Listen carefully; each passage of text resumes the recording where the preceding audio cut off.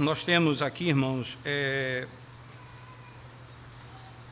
uma sessão longa, podemos dizer assim, mas nós vamos nos deter nesses primeiros 4 versos, apesar que regularmente, né, a divisão do parágrafo vai até o verso 3 e o 4 começa com um parágrafo novo, mas nós vamos nos deter até o verso 4. Na próxima exposição nós vamos continuar do 4 em diante, mas é necessário fazermos aqui essa conexão nesse momento. Jonas capítulo 1, versos 1 a 4. Veio a palavra do Senhor a Jonas, filho de Amitai, dizendo: Dispõe-te, vai à grande cidade de Nínive e clama contra ela, porque a sua malícia subiu até mim. Jonas se dispôs, mas para fugir da presença do Senhor, para Tarsis, e tendo descido a Jope, achou um navio que ia para Tarsis. Pagou, pois, a sua passagem e embarcou nele para ir com eles para Tarsis, para longe da presença do Senhor. Mas o Senhor lançou sobre o mar um forte vento e fez-se no mar uma grande tempestade, e o navio estava a ponto de se despedaçar. Amém. Vamos orar ao Senhor mais uma vez, irmãos. Bendito Deus, nós clamamos ao Senhor que venha desvendar os nossos olhos, a fim de podermos ouvir, ó Deus, a Tua voz. Dá-nos a graça, Senhor, de compreendermos a Tua palavra e de ouvirmos a voz do Evangelho em Cristo Jesus, dando-nos a graça de compreendermos o Antigo Testamento, segundo a glória da revelação de Jesus Cristo. Amém.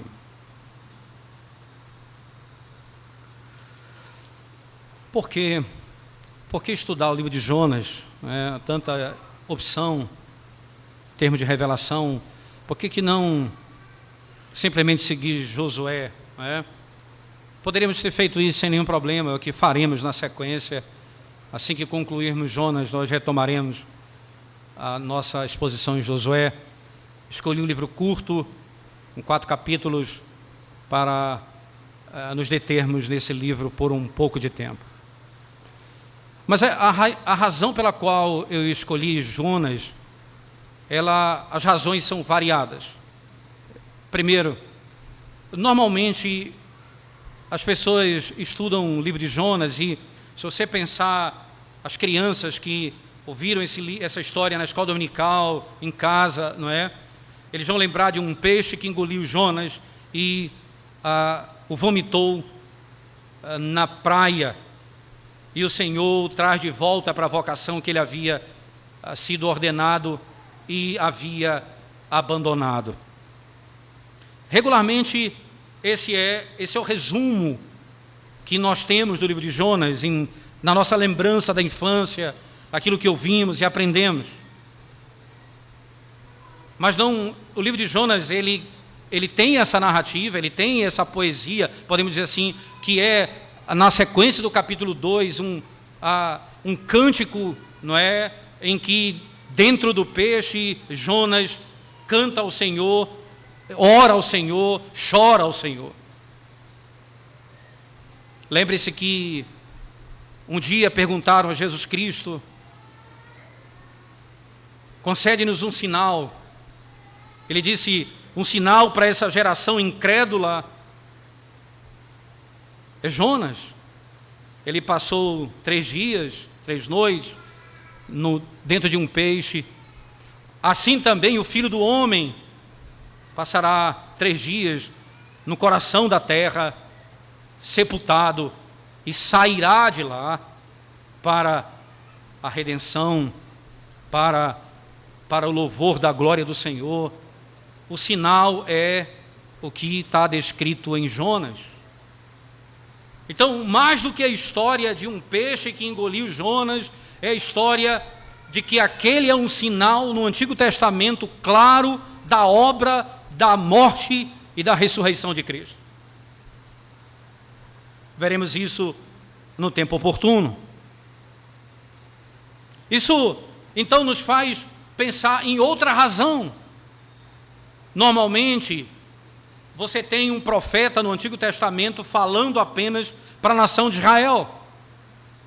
E quando fala para as nações, é sempre amaldiçoando, falando que eles serão destruídos e que Deus os julgará pelos seus pecados, que não é diferente no caso de Jonas. Mas o Senhor, de maneira estranha, se eu posso usar esse termo, Ele chama Jonas para pregar para uma nação estrangeira. Alguém perguntaria, esse livro deveria estar no Novo Testamento, depois de Atos. Você vai lembrar que a mulher cananeia insiste com Cristo para comer, para ser liberta, para ter sua filha liberta, até que ela pela fé vence a Cristo, se eu posso usar esse termo. E Jesus diz, ela diz ao Senhor, como um cachorro me deixa comer das migalhas que caem da mesa que foi servida para os judeus. Porque somente em Atos a mesa é servida. Então as nações do mundo são chamadas para comer a mesa do Senhor. O livro de Jonas, ele antecipa um princípio muito claro. Ele fala de evangelismo, ele fala de missão estrangeira, ele fala do evangelho sendo anunciado para outros povos.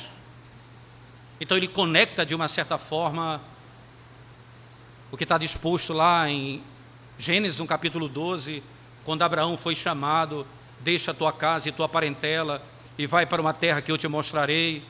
E dentre as muitas bênçãos que Deus deu a Abraão, as promessas que ele fez, ele disse, eu farei de você uma grande nação, eu te darei uma terra, e as famílias da terra serão benditas em teu nome. Você vai entender que a relação com Cristo está diretamente conectada pelo fato de que lá em Gálatas, no capítulo 3, é dito assim, para que as promessas de Abraão chegassem até nós, Cristo levou sobre si a nossa maldição. Perceba, as promessas de Abraão, de que as famílias da terra seriam benditas e que as nações ouviriam o evangelho, foi cumprida em Cristo. Você vai lembrar que lá em Lucas, no capítulo 24, no caminho de Emaús com os discípulos, ele diz, começando por Moisés, pelos profetas, e aqui Jonas incluído, e os escritos, ele começou a ensiná-los o que todas essas estruturas do Antigo Testamento falavam sobre ele. E aí ele vai dizer, o que falam sobre mim? Que eu ia para Jerusalém, que eu vou sofrer, que eu vou padecer, que eu vou ser crucificado, morto e sepultado, e ao terceiro dia ressuscitarei. E aí vem o final do capítulo 24. E o evangelho seria pregado a todas as nações. Lembre-se, Lucas é o mesmo autor de Atos, e ele conecta, o evangelho vai ser pregado. Ora, o sinal que Jonas tem, o sinal que ele representa, não poderia ser diferente desse princípio. É o momento em que o evangelho é pregado ao mundo. É quando o sinal é dado, ele morre e ressuscita. Os ninivitas vão ouvir o evangelho. Eu escolhi Jonas porque vai nos desafiar ao evangelismo. Eu escolhi o livro de Jonas porque vai nos desafiar a uma vida de compromisso em levar o nome do Senhor a todos os povos da terra. Mas por que ainda Jonas? Porque Jonas, irmãos, ele mostra como que muitas vezes a nossa ideologia ou o nosso pensamento, ele impede o desejo de ver a salvação dos nossos inimigos. Não há melhor texto do que esse para falar numa época como nossa. Eu tenho minha visão de governo, eu tenho minha visão de mundo, eu sei o que eu penso. Mas se a minha maneira de ver o mundo, ideologicamente, me faz olhar para um ímpio que pensa diferente de mim, que ele é de esquerda ou qualquer coisa assim, e a única coisa que eu tenho desejo no coração é ver ele no inferno, isso mostra como a nossa visão pode impedir o fluxo do Evangelho. Você sabe qual era a oração de Paulo? E como ele pedia a igreja para orar? Era assim: orai por nós, irmãos, para que no abrir da minha boca o Evangelho tenha livre fluxo no nosso meio. Eu quero tirar todas as barreiras que impedem do Evangelho ter fluxo no nosso meio. Eu quero impedir que qualquer coisa impeça do Evangelho chegar ao mais ímpio dos homens. Porque o que Jonas vai nos ensinar é que Deus tem misericórdia até dos animais dos ninivitas. E que Deus tem misericórdia de homens maliciosos, malignos como aqueles ninivitas.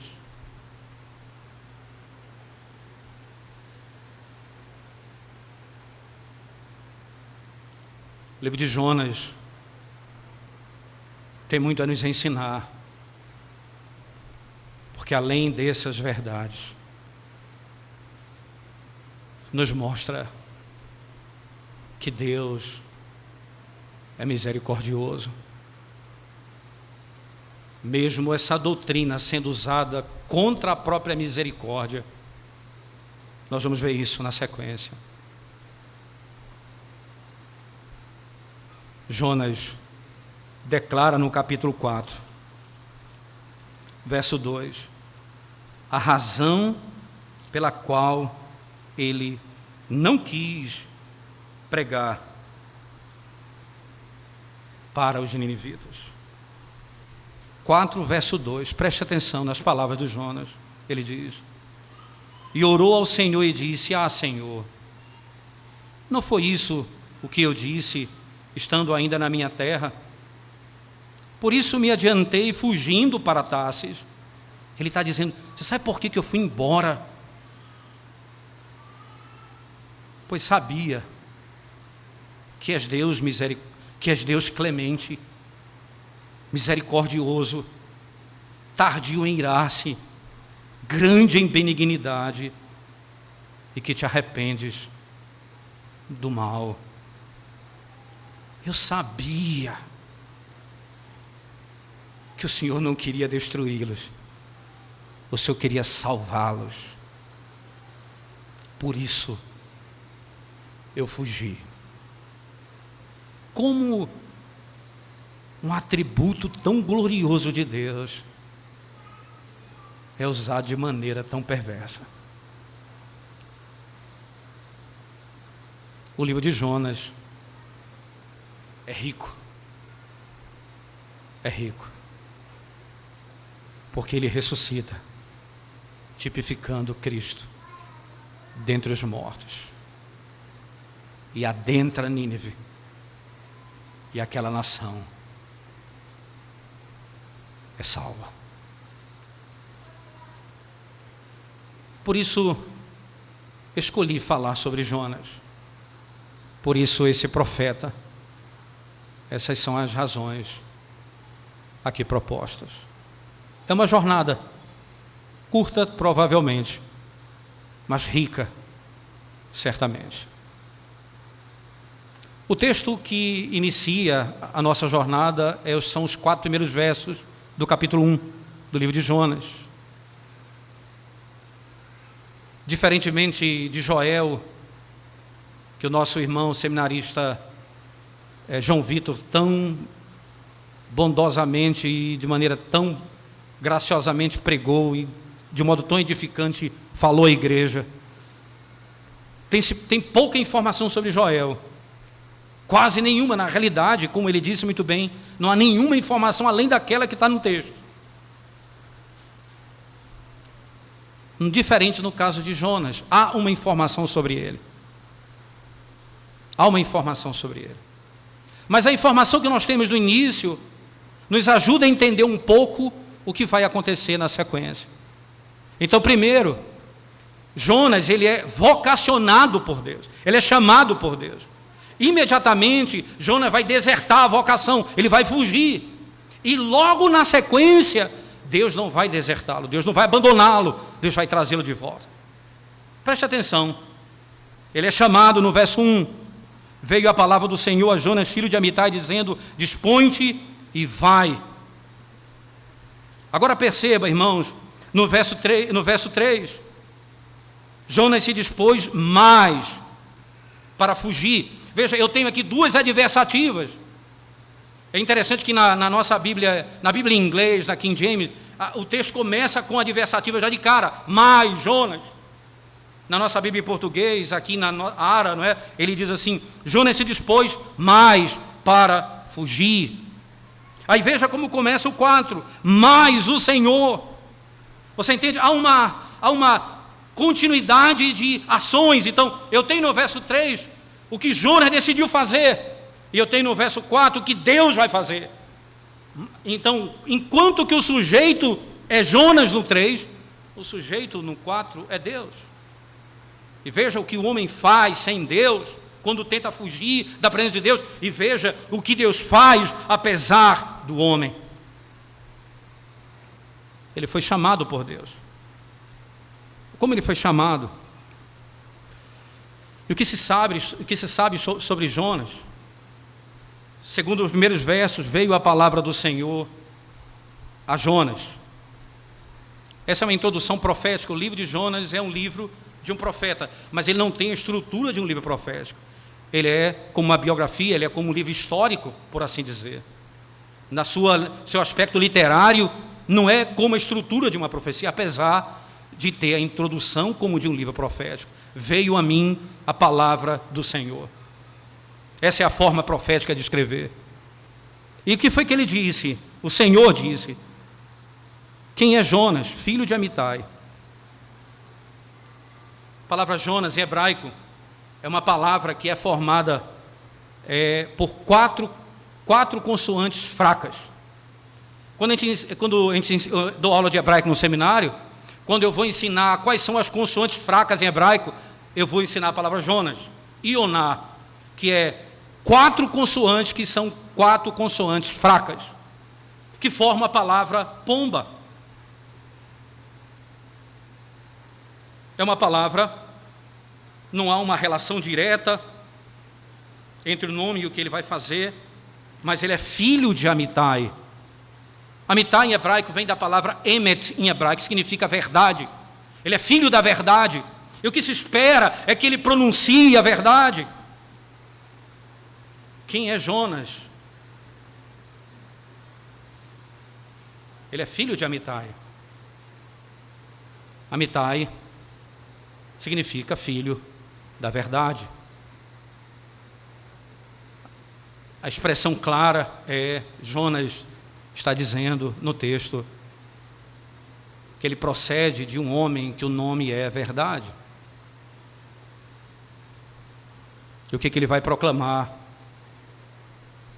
A verdade.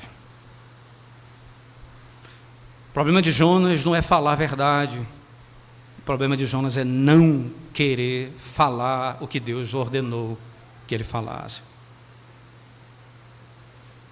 Porque ele poderia ir e não falar. Ele fugiu. Mas o que mais eu sei sobre Jonas? Abra sua Bíblia comigo, irmãos. Segundo livro dos Reis, capítulo 14, por favor. Segundo livro dos Reis, capítulo 14.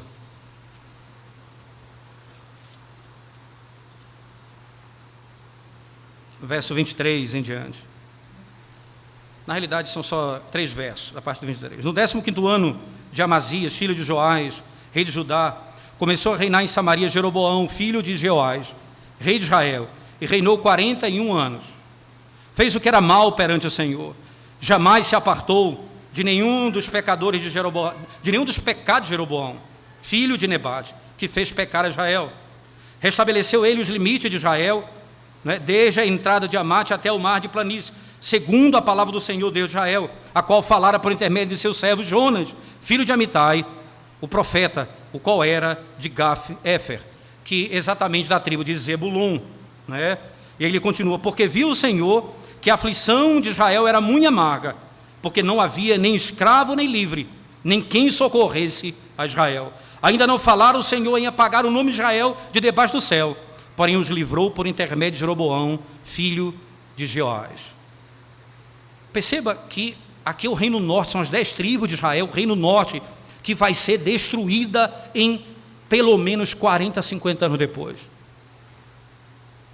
Jonas, segundo esse verso, ele é do período de Jeroboão. Consequentemente, ele está mais ou menos no período de Elias e Eliseu. Outra coisa importante, ele é profeta como Amós e Oséias nessa época, no reino norte. Talvez ele não fosse exatamente no período, porque os outros vão estar no final do reinado e ele ainda está no início desse reinado. Mas ele está no período em que ele está anunciando que Deus vai destruir o reino norte. Veja aqui o narrador, ele faz questão de declarar isso. Veja, irmãos, verso 27, ainda não falara o Senhor em apagar o nome de Israel. Eles iam ser destruídos na sequência. Mas como é que acontece aqui? Jeroboão, irmãos, ele não se aparta do pecado. E Deus chama Jonas para profetizar nesse tempo. E o que é que Jonas vai dizer? Que eles vão alargar sua casa, eles vão crescer, eles vão dominar. Ele ouve da misericórdia de Deus, mesmo no meio da iniquidade do reino norte, o Senhor o chama para falar que Ele é misericordioso para com Israel. Jonas, profetizou as misericórdias do Senhor. Você sabe o que ele vai dizer? Não é à toa que ele vai dizer no capítulo 4, verso 2, eu sabia, Senhor, eu sei que o Senhor é clemente, que o Senhor é misericordioso, eu vi com os meus olhos, eu sei que o Senhor é misericordioso. Nem sempre o conhecimento, irmãos, leva à obediência. Por saber que Ele era misericordioso, ele fugiu. Ele fugiu. Porque talvez as misericórdias fossem apenas para Israel, para espiritual.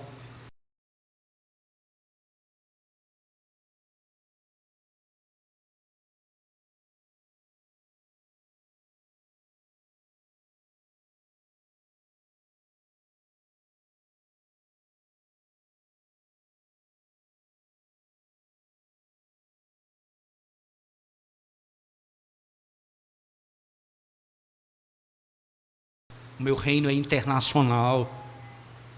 Ide por todo o mundo, pregai o Evangelho. Recebereis poder, descer sobre vós o Espírito Santo, e sereis minhas testemunhas, Jerusalém, Judeia, Samaria, até os confins da terra. Que exatamente a estrutura do livro de Atos, quando o livro termina nos fins da terra.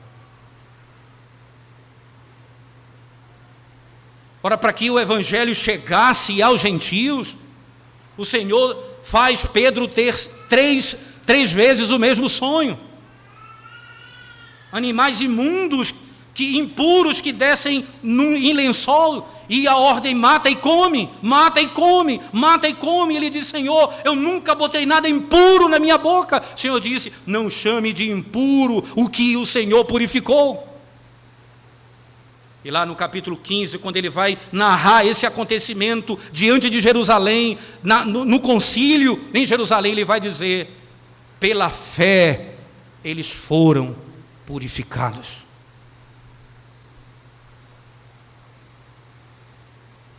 A misericórdia é só para nós, não para eles. E vai para a cidade, dizendo: dispõe-te, vai à grande cidade de Nínive e clama contra ela, porque a sua malícia, quando ele vai salvar,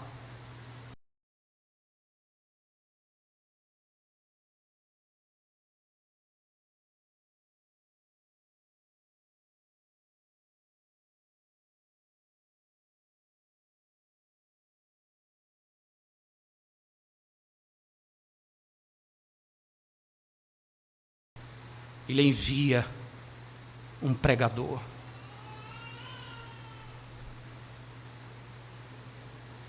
Senão eles morreriam na sua malícia. Vai para a grande cidade de Nínive. Por que uma cidade grande, irmãos? Essa cidade seria a grande cidade do Império Assírio, que ainda não era toda poderosa, queria se levantar contra Israel logo na sequência.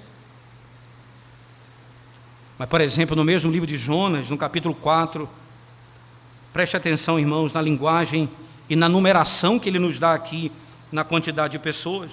Ele diz assim, capítulo 4 do livro de Jonas, ele diz, verso 11, no último verso do livro de Jonas: e não hei eu de ter compaixão da grande cidade de Nínive, em que há mais de 120.000 pessoas, que não sabem discernir entre a mão direita e a mão esquerda, e também muitos animais. Aqui, quando se conta com mulheres e crianças, dizem os estudiosos que chega a 700 a 1 milhão de pessoas naquela região. Jonas disse: como pode?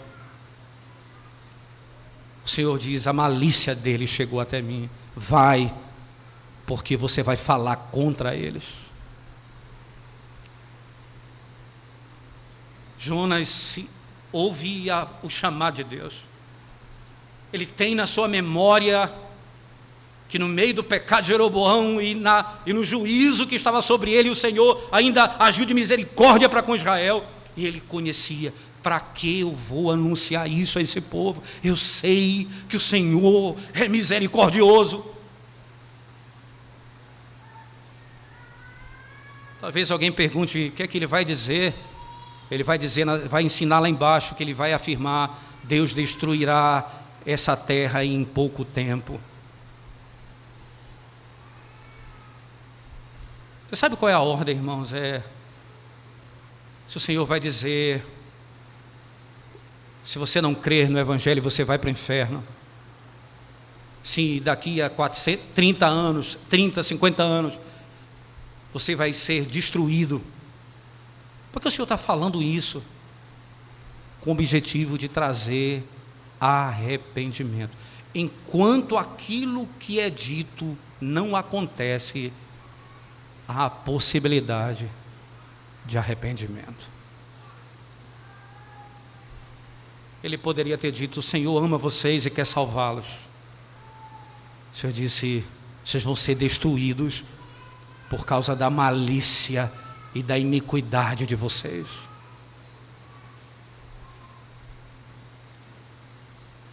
Como que o amor é pregado quando a ira de Deus é anunciada? Porque eles precisam fugir da ira vindoura. Para onde nós iremos? Jonas sabia de tudo. Eles vão se arrepender dos seus pecados. Isso seria um sinal de loucura para a nação de Israel. Ele se colocaria em perigo. Você imagina, irmãos, Jonas aqui se colocando em perigo, porque ele vai para uma nação inimiga e lá vai dizer que eles vão ser destruídos.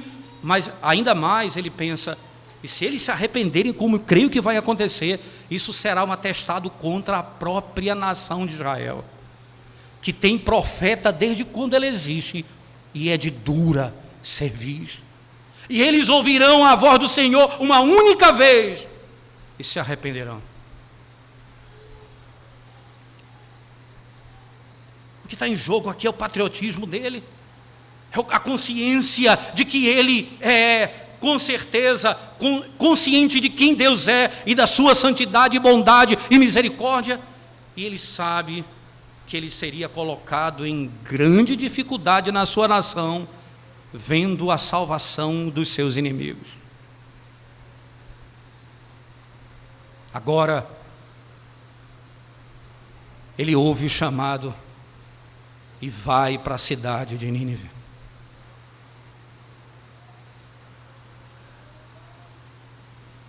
Essa é a vocação. E qual é a reação dele no verso 2? Veja só, irmãos.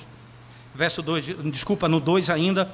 Dispõe-te e vai à grande cidade de Nínive e clama contra ela, porque a sua malícia subiu até mim. Então no 3, Jonas se dispôs mais para fugir da presença do Senhor.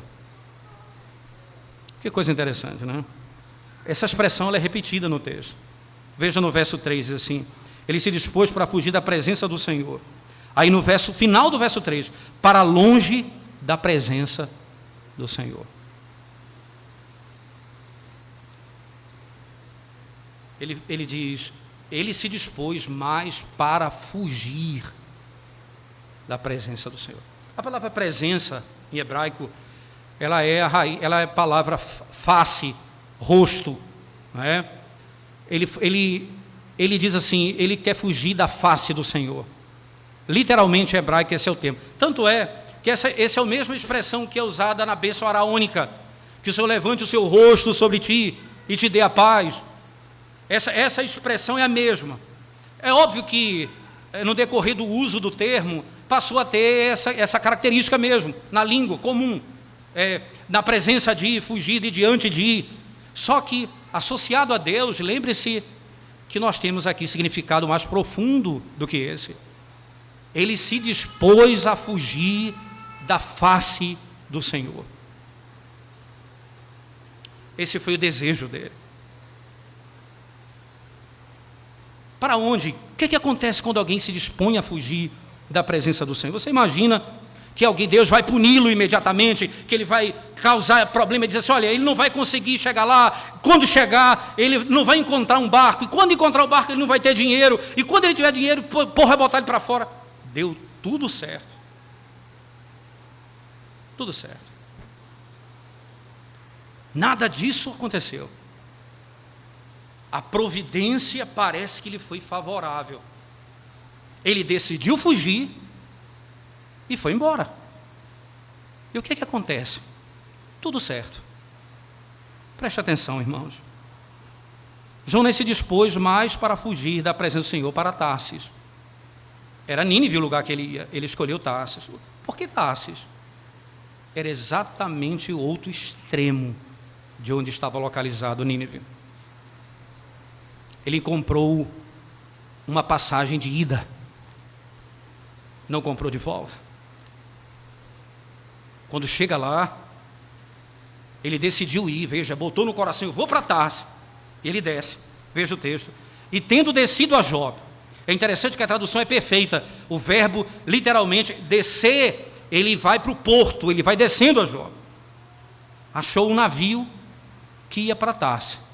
Ele chega lá, ele botou no coração, eu vou para Tarsis. Ele desce para Jope. E chega lá, ele encontra o navio que ele se dispôs a ir. O navio estava lá esperando ele, na porta. Quanto custa? Tanto. Pagou.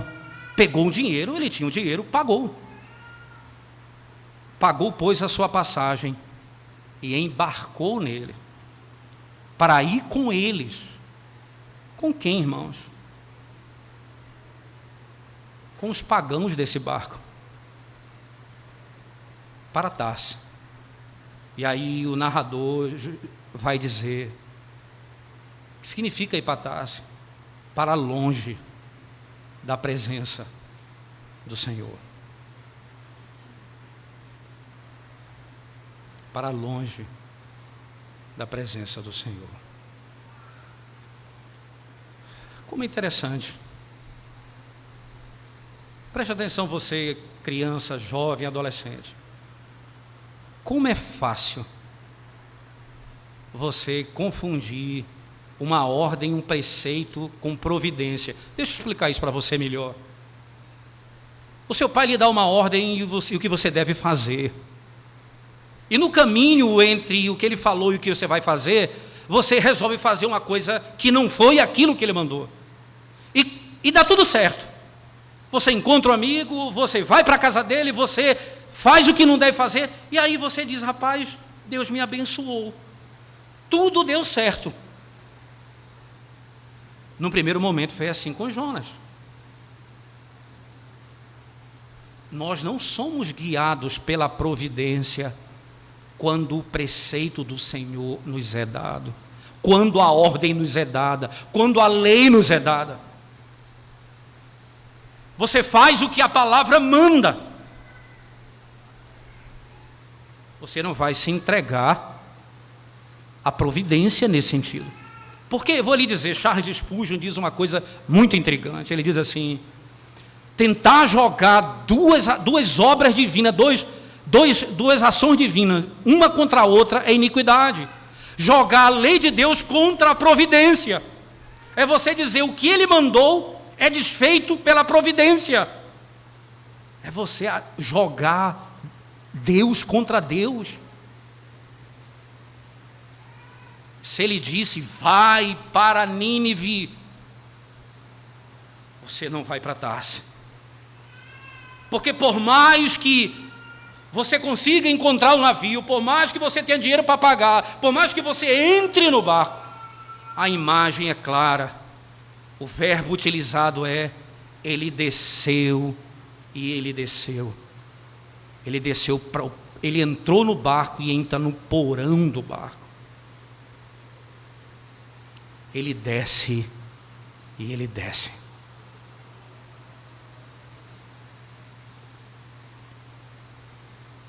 Esse processo de descida não termina aqui. Ele vai parar no ventre do peixe.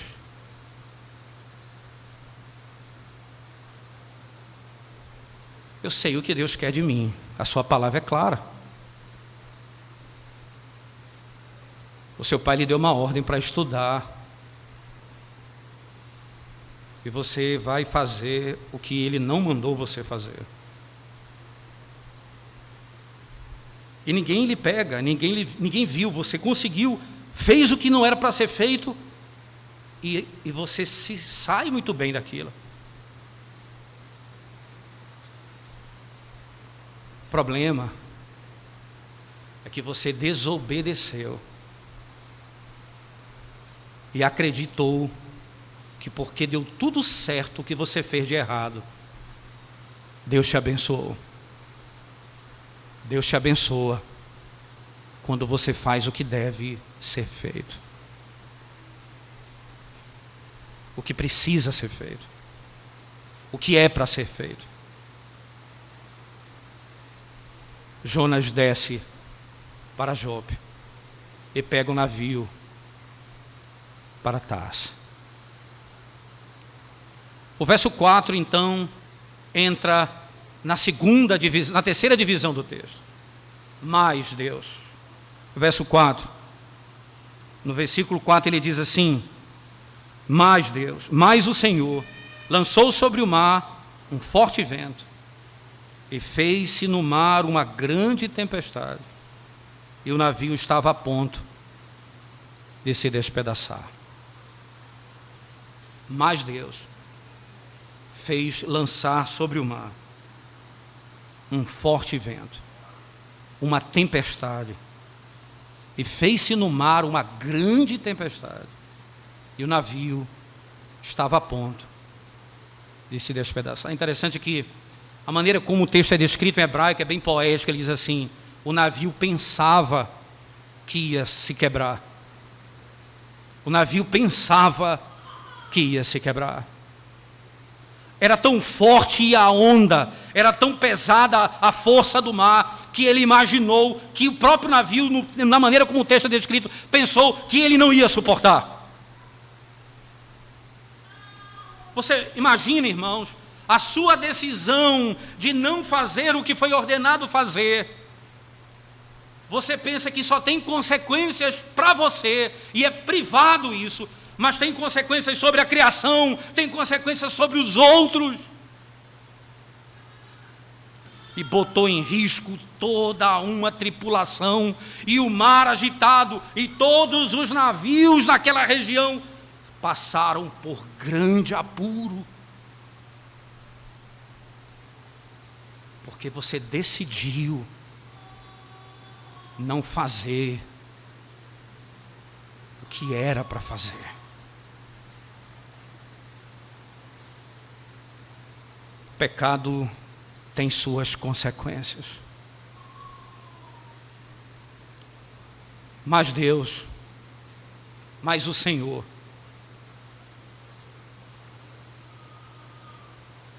quando Jonas estava comprando a sua passagem, ele comprou uma passagem só de ida.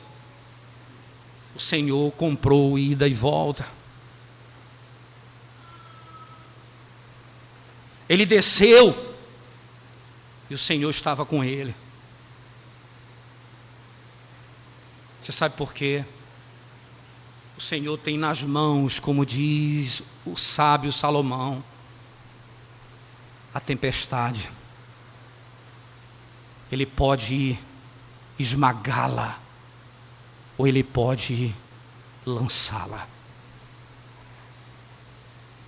Ele tem o controle de todas as coisas. Ele perseguirá os seus eleitos. Aqueles que são seus e desertaram serão trazidos de volta. Aqueles que deixaram voltarão. Por quê, irmãos? Por que ele vai enviar esse vento para trazer Jonas de volta? Por 3 razões básicas.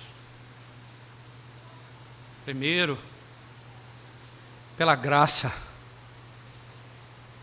Porque a graça do Senhor, ela é extraordinária. Ele não nos dá aquilo que nós merecemos.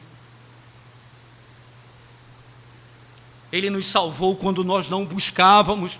Ele nos tratou como filhos ainda quando nós éramos inimigos.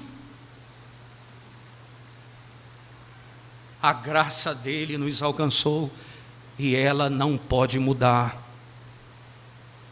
A outra razão pela qual ele não poderia deixá-lo comprar uma passagem apenas de ida é por causa da sua justiça. Porque aquele a quem Jonas vai agora tipificar, ele foi abandonado na cruz do Calvário para que nunca nós fôssemos abandonados pelo nosso Deus, em nenhuma circunstância.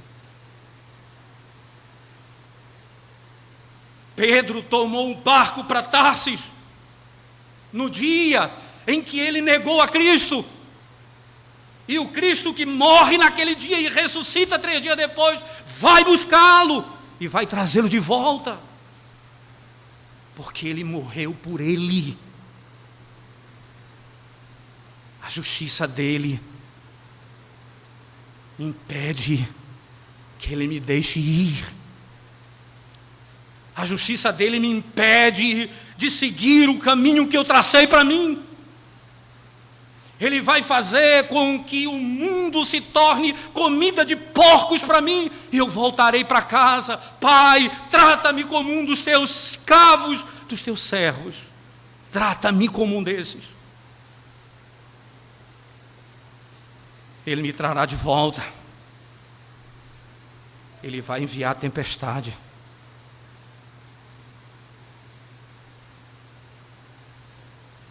Ele vai me trazer de volta.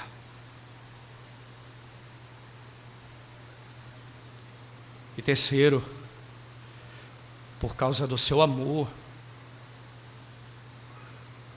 o filho a quem ele disciplina revela o quanto ele ama. Ele vai disciplinar Jonas, para dizer a Jonas o quanto ele o ama. A tempestade, o vento forte, que trouxe medo, até mesmo um navio pensou que ia sucumbir. Assombroso amor de Deus, trazendo Jonas de volta. Trazendo Jonas de volta.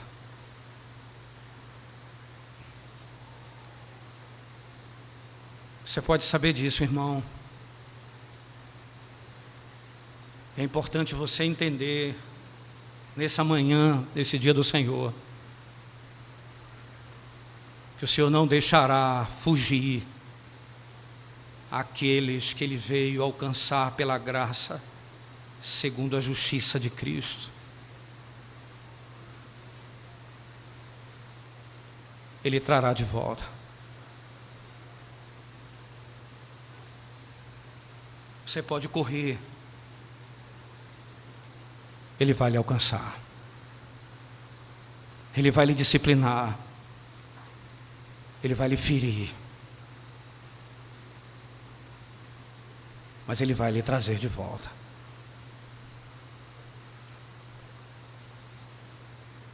Nenhum dos que tu me deste se perdeu. Ninguém que vem a mim, jamais o lançarei fora.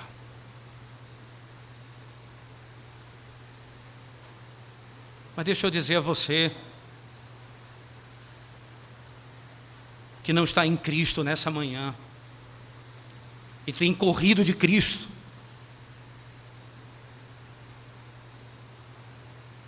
Gênesis no capítulo 4, verso 16 diz assim: Caim se apartou da presença de Deus e foi para a terra de Nod.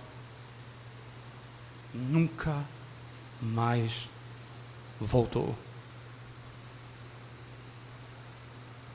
O texto de Jonas diz: ele se apartou da face de Deus.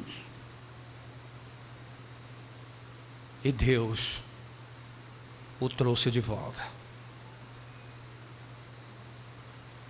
Não pense que correr de Deus é coisa boa. Porque pode acontecer para você o seguinte: você pode ter sucesso. Você pode ter sucesso na sua fuga.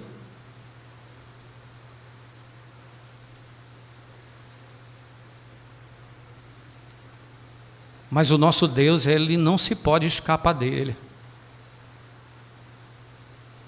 Se você morrer longe da face de Deus, você vai ver a face mais terrível de Deus quando você abrir os seus olhos depois da morte.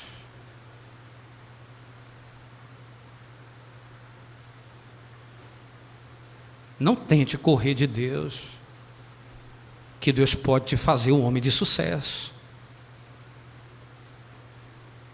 Você pode tentar correr para ter posição nessa vida, ganhar dinheiro.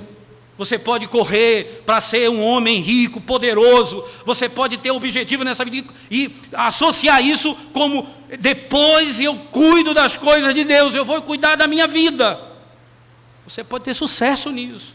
Deus pode te fazer um homem de sucesso. Deus pode te fazer um homem de rico, poderoso. Deus pode fazer um homem cheio de bens nessa vida. Mas você vai ter que enfrentá-lo um dia. Você vai ter que enfrentá-lo um dia.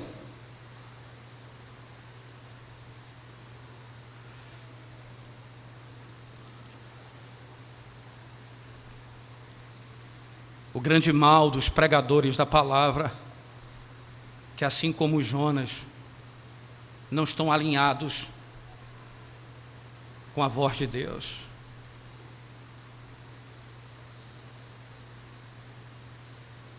Não tem misericórdia quando precisa ter misericórdia. Não age com justiça quando precisa ser justo. A falta de equilíbrio tem trazido grande sofrimento. Jonas fugiu. O Senhor vai tratar com a alma dele e com a pregação dele na sequência.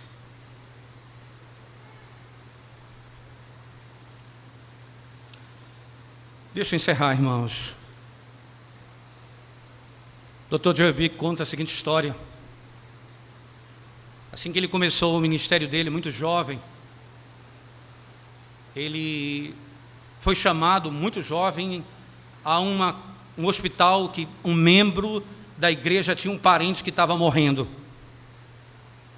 E ele entra naquela sala, e a pessoa estava morrendo ali. Era desesperador, não havia alegria, havia um desespero na alma das pessoas, um desespero sem fim. E ele disse: era o som do inferno. No início do meu ministério, eu ouvi isso, o som do inferno. As pessoas morrendo porque correram de Deus e agora estavam terminando a vida, e o desespero vinha sobre elas.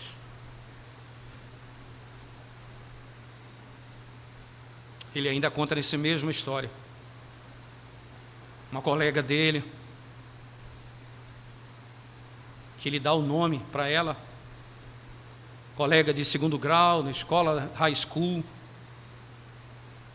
e ela, uma moça comunicativa, e que ele falava do evangelho para ela, mas ela não quis saber e se envolveu com coisa errada. E ela disse: se eu morrer, eu vou para o inferno, pelo menos vou ter meus amigos lá comigo. E ela correu dele. Algum tempo depois ele soube que essa mesma moça adquiriu um tumor no cérebro. E ela morreu sem crer no evangelho.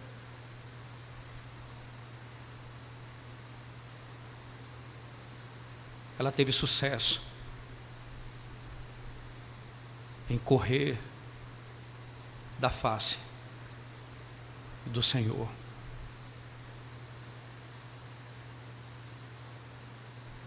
Agora, ela não vai mais ver a face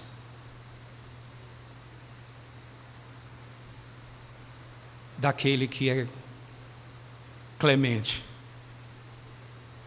compassivo, misericordioso, mas da ira de Deus para sempre.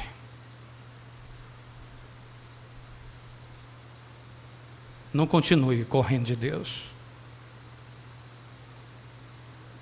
Você pode ter sucesso. Como Jonas, eu digo a você o que Jonas não disse no início: o Senhor trará condenação sobre os homens que andam longe dele. Corram para o abrigo, se abriguem em Cristo enquanto há tempo,